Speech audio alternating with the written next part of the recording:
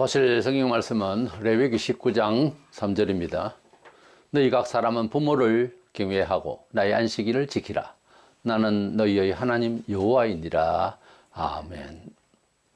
하나님께서는 우리 사람을 지으시고 언제 이후에는 사람이 하나님을 경외하면서 가정과 그리고 이웃에 어떻게 살아야 될 계명을 주셨는데 10계명입니다. 10계명을 분석해 보면 1계명에서 4계명, 4가지 계명은 직접적으로 하나님을 경배하고 또 하나님을 어떻게 이해하라, 그리고 하나님을 어떻게 섬기라 하는 내용입니다. 5번째부터 시작해서 10번째, 6가지의 계명은 세상을 향해서 어떤 윤리로, 어떤 도덕심으로 살아야 되는가 하는 점을 요약해서 주신 것이 10계명입니다. 인간을 위해서, 그러니까 인간 사회윤리적인 입장에서 가장 먼저 이제 바로 해야 될 내용이 5번째, 첫 번째로 나오는 부모를 공경하라입니다. 부모를 공경하라, 경외하라, 이 말씀에 야레라고 하는 이 공경은 조금 두려워하면서 그러한 도덕심을 가지고 경외해라, 이렇게 이제 의미를 가지고 있습니다. 그래서 부모를 경외하고 나의 안식일을 지키라고 이렇게 2가지 말씀을 한 구절에 기록한 것은 그만큼 하나님을 향하여서 하나님을 믿는 그 믿음은 안식일, 즉 예배일에 안식일의 그 이제 상징적인 그 삶의 패턴으로서 확실하게 보여줄 수 있는 것이고, 또 부모님을 경외하는 것은 이 사회의 모든 윤리와 삶의 내용을 가정에서 이제 지켜나가면서 그 태도가 또 반영이 되기 때문에 그렇게 이 4계명과 5계명이 한꺼번에 같이 이렇게 묶어져서 한 구절에 말씀을 주신 것입니다. 그래서 그리고 또 하나님을 경외한다고 안식일날 나올 때에 기본적으로 사람으로서 도리적인 입장에서 부모님을 먼저 경외하는 중심이 있고, 그리고 안식일에 들어온다는 거죠. 그래서 부모님을 경외하고 나의 안식일을 지키라, 이렇게 되어 있거든요.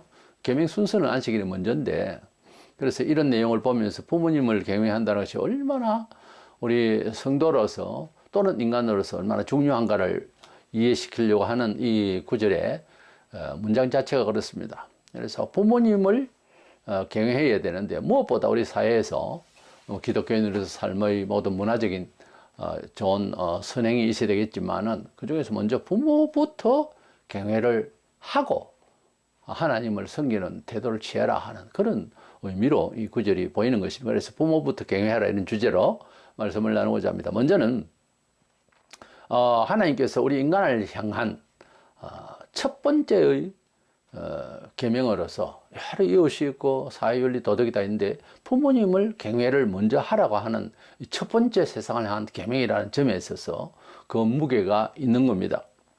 사람이 바로 사는 사회를 위해서 여러 가지 얘기를 할 수가 있습니다. 그러나 부모부터 먼저 공경할 것을 성경은 명시합니다. 출애굽기 20장 12절 네 부모를 공경하라. 그리하면 네 하나님 여호와가 내게 준 땅에서 네 생명이 길리라.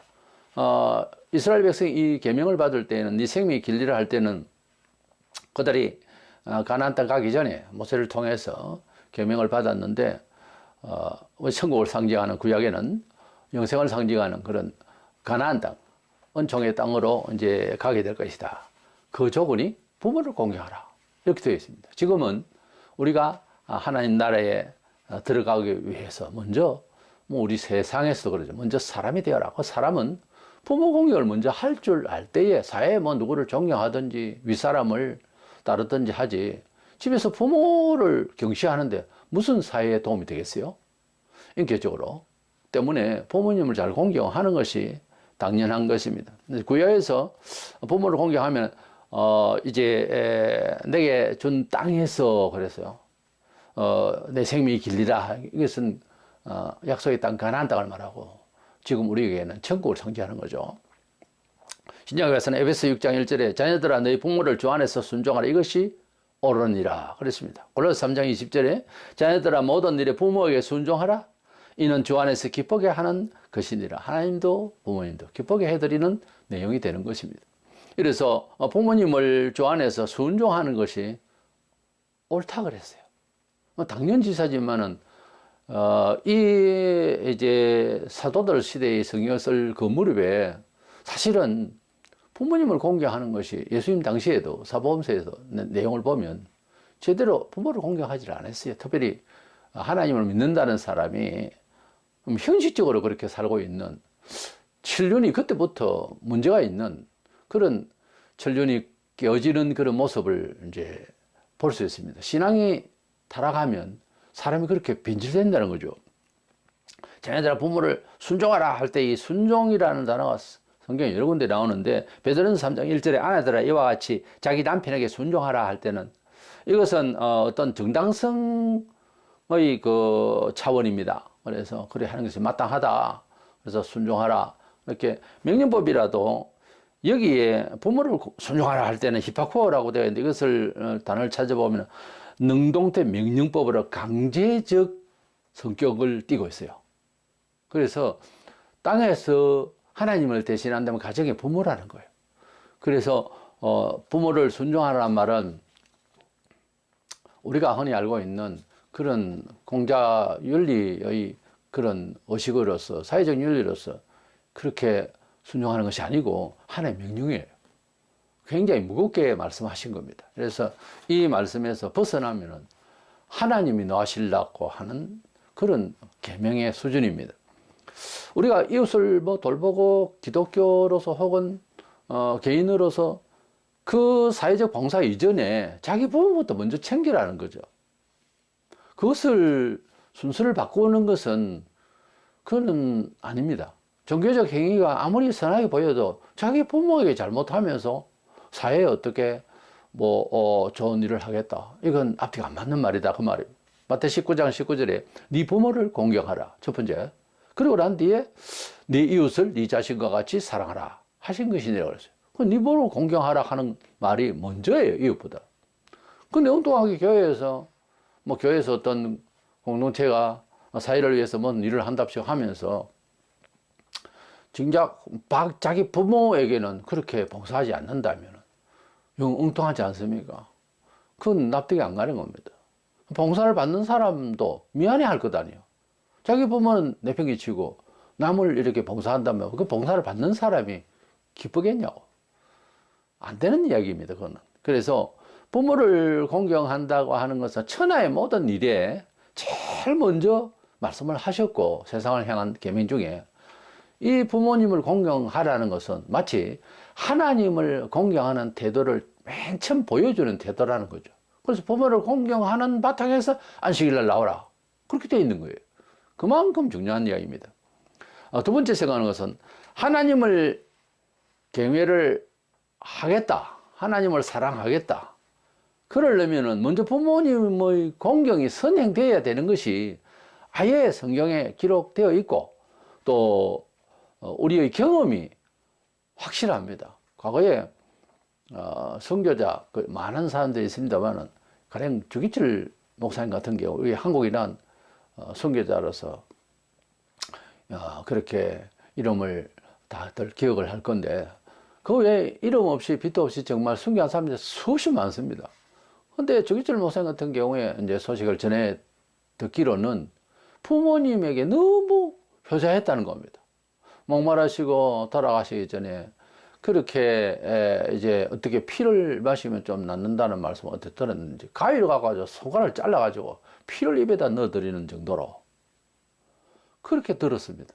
얼마나 부모님을 공경했던지 말로도 할 수 없어요. 그런 분들이 대부분 다 잘하는 분들이 하나님의 나라를 위해서 목숨을 내놓는 거예요. 우리가 하나님을 경외하려면 부모님을 참 귀하게 여겨야 되는 겁니다. 안식일 계명은 네 번째고 이어 5계명이 부모 공경인데 그 다음부터 사회윤리가 있는 겁니다. 주일에 부모는 안중에 없이 교회만 다닌다고 한다. 그거는 성경에 있는 대로 고로반주의라고 합니다. 하나님 할게 나는 예배하고 할 일 다 했다는 거죠.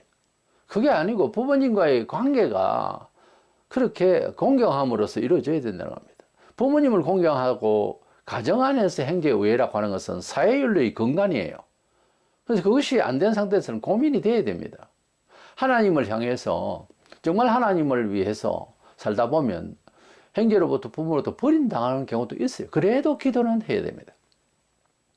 핍박을 넘어서서 완전히 뭐 호적에서 빼는 경우도 생기고 그런 일이 참 많았습니다, 과거에는. 그래서 우리가 하나님의 자녀다움을 먼저는 확실해야 되고, 계명의 순서가 1계명, 4계명까지 하나님을 부모보다 사회보다 먼저 섬기는 게 맞아요. 그러고 난 뒤에 이제 세상을 향해서 삶을 시작할 때에 부모님을 공경해야 된다. 가능한 부모님께 전도하고 부모님을 위해서 기도하고 그걸 빼놓으면 안 되는 겁니다. 뭐 남을 위해서 기도하고 다 좋은데 자기 부모와 가족을 위해서 먼저 기도를 해야 되는 겁니다. 사회가 실용주의가 되면서 뭐 과거보다 우리가 지금 모든 세상이 다 그렇기도 하지만 특별한 지역 아니고는 다 과거보다 문화가 발전했어요. 근데 특별히 우리나라 같은 경우에는 아주 급부상을 한 거죠, 나라가. 폐허 가운데서 전쟁 치고 얼마나 많이 힘들게 우리 선배들이 그렇게 고생을 해서 나라를 이렇게 세계 10위권 안으로 들어갈 수 있도록 만들어 놨습니다. 이러한 가운데서 잃어버린 게 있다면은 과거에는 없어도 부모와 자식과 이 사회적인 윤리관계에서 이게 어떤 뭐랄까 윗사람과 아랫사람의 그런 간격이 있었고 어떤 그런 예의가 있었고 도덕이 살아 있었어요. 삶이 원만했습니다, 말하자면. 그런데 물질이 많아지면서 결국은 상대방을 누르고 내가 더 부여하고 높은 자리에 올라가야 되고 이런 식으로 그것을 위해서는 수단에 대해서 선하냐 악하냐를 생각지 않는 완전히 유물사관이 공산주의 사상이 그런 거거든요. 목적을 위해서는 모든 수단을 나쁘게 처리하고 있다 싶어도 정당화해버려요. 그것을 공산주의라고 합니다. 그래서 목적을 이루기 위해서 수단을 전부 다 정당화해버리는 가운데 무엇이 이제 주장을 하나 하면 물질이에요. 돈이에요. 그래서 이런 걸 실용주의라고 그래요. 이런 실용주의, 과학주의 시대에 살면서 과학은 생명이 없잖아요. 생명을 연구하는 게 아닙니다, 과학은. 보이는 유물사관이에요. 보이는 것을 어떻게 이용할 것이냐 하다 보니까 사람이 노동의 어떤 가치나 물질적인 입장에서 어느 정도 힘을 가지고 있느냐. 여기에서 이제 사람을 평가하는 기준이 되어버렸단 말이에요. 그러다 보니까 이 눈이 사회에만 그렇게 되면 가족에게까지 부모가 돈이 있나 없나 따라서 효도할까 말까 이렇게 결정을 하는 이렇게 산다면 그 삶이 삶이냐고. 짐승도 그래 안 해요. 사회가 실용주의가 되면서 이웃이 없어요. 내게 이 유익이 되면 이웃이고 아니면은 뭐 내 몰라라 하는 거죠. 지금 이런 사회 아닙니까? 누가 대통령이 되고 그게 문제가 아니에요. 사회가 그렇게 악하게 되어버렸어요. 왜요? 실용주의, 과학주의. 아무리 과학이 생활의 편리를 위해서 연구하고 뭐 여러 가지 창의를 한다 하지만은 인간이 거기에서 빠져버리면은 사람을 위한 일이, 사람을 위한다는 말이 먹고 잘 살기 위한 사람, 거기에 한정을 두니까 사람을 위한다고들 말은 그렇게 하는데 인간이란 먹고 사는 문제만 가지고 사는 게 아니잖아요. 부모를 아주 경제적 가치로 평가하게 되는 자식들이 이거는 성경에 이미 예고된 말세 현상이지 이게 바른 진보된 진화된 사유가 아니라 그 말이에요. 디모데후서 3장 2절에 사람들이 자기를 사랑하며 돈을 사랑하며 자랑하며 교만하며 비방하며 결국 어째 됩니까? 부모를 거역하며 감사하지 않으며 거룩하지 않으며 사람이 자애심리 이기심으로 살면 자연히 돈이 있어야 뭐 살던가 하죠. 그러다 보니까 자꾸 그 현실주의를 나가다 보니까 부모도 쳐다보니까 원래 뭐 눈에 똥만 보인다고 욕구하는 생각이 돈 하다 보니까 부모도 나에게 돈 줄 수 있을까? 그 생각을 하게 되는 거예요. 이게 지금 말이 안 되는 사회를 현실적으로 우리가 살아가고 있어요. 부모가 나에게 돈을 줄 수 있으면 부모를 찾습니다. 오늘 현실이. 근데 부모가 없으면 찾지도 않아요. 이게 인간이냐고. 이게 삶이냐고요. 하나님을 기쁘시게 하기 전에 부모를 먼저 기쁜 마음을 줘야 됩니다. 뭐 그렇다고 해서 부모밖에 모르고 하던 그런 시절 옛날은 아니죠.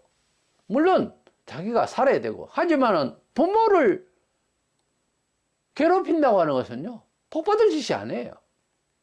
잠언서 23장 25절에 네 부모를 즐겁게 하며 너를 낳은 어미를 기쁘게 하라.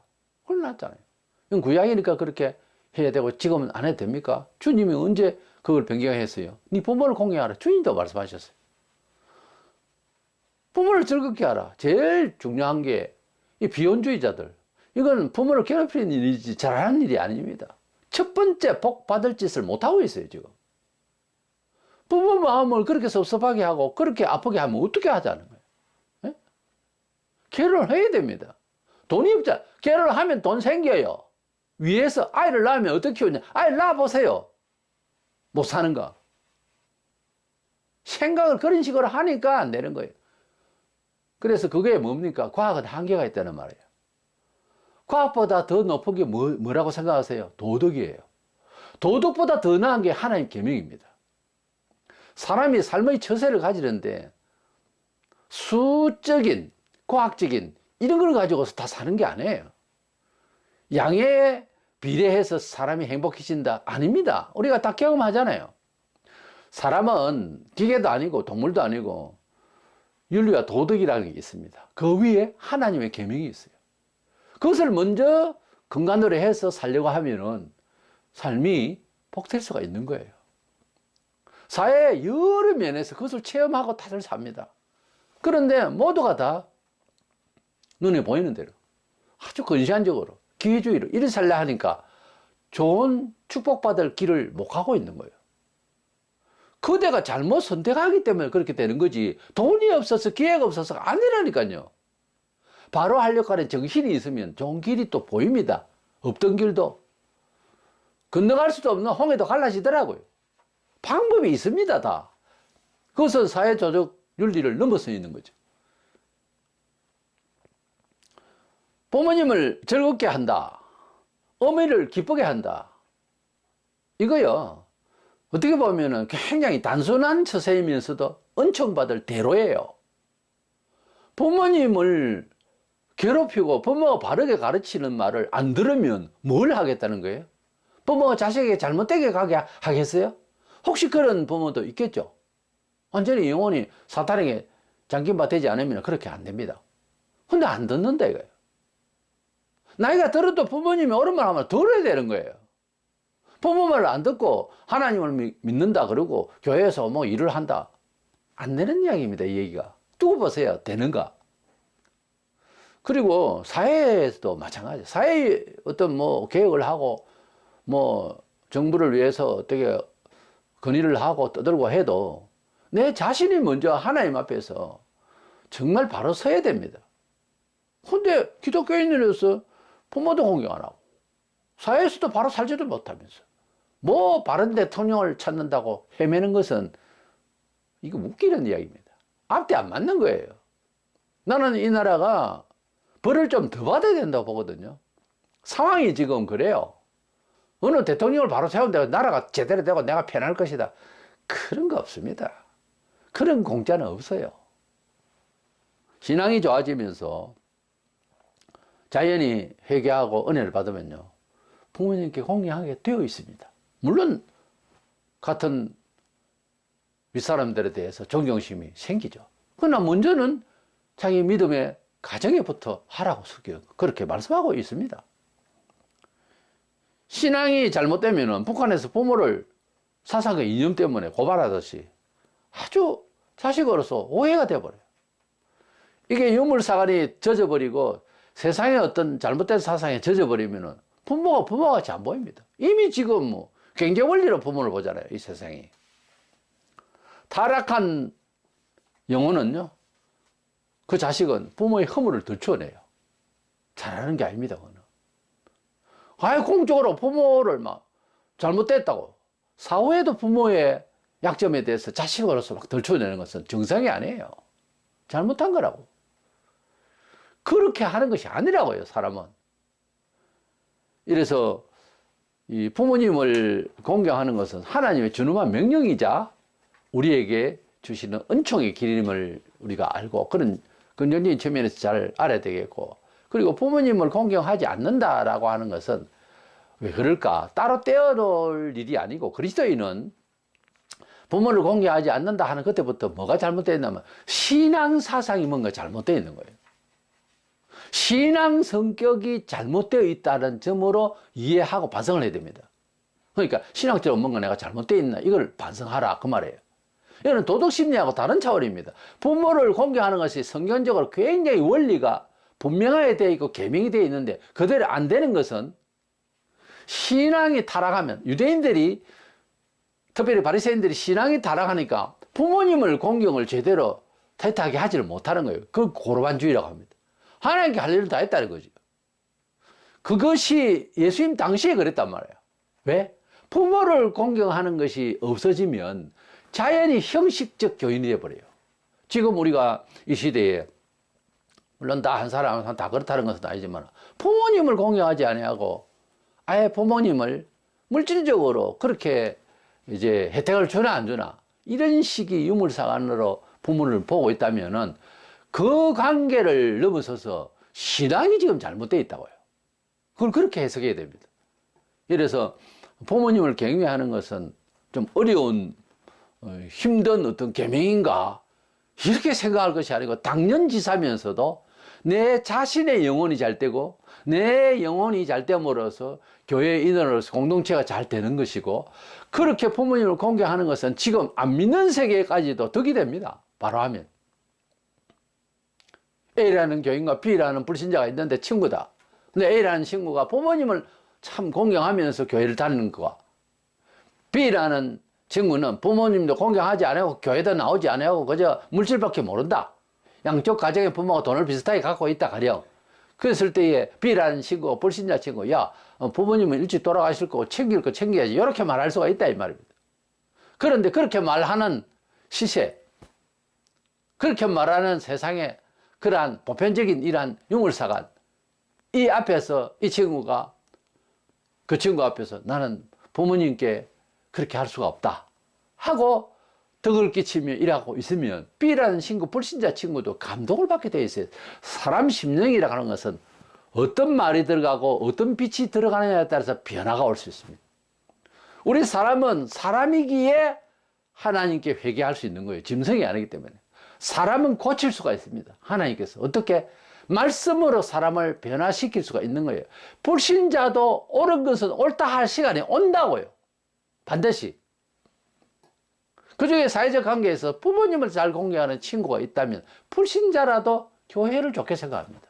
당연해요.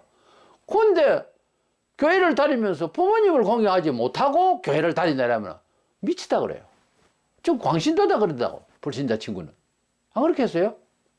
사회적으로? 지금 그러고 있잖아요. 이단에 빠졌거나 뭐 잘못 믿으면, 굳이 뭐 이단이 아니라도 불신자도 비판해요. 그러니까 눈에 안 보이는 하나님을 일계명 사회명까지 잘 지킨다면 눈에 보이는 하나님급에 들어가는 지상의 하나님은 부모라고요. 그래서 부모님을 경외한다는 건 어떤 면에 자기 신앙, 자기 정체를 표현하는 현장이고, 그게 간정이고, 그게 고백이 되는 거예요. 그래서 부모님을 먼저 다른 모든 사회적 관계 이전에 부모님을 먼저 경외하는 것이 중요하다.